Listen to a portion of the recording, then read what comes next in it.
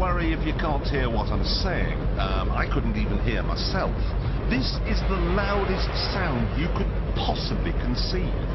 And, as it turns out, the cleanest.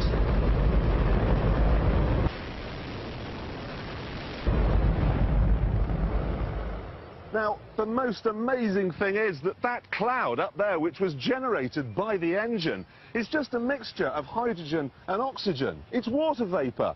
And in about an hour's time, someone in Mississippi is going to get wet washing. It will actually rain. I told you! It's raining! That's unbelievable! Oh, NASA's playing God. It's making its own weather.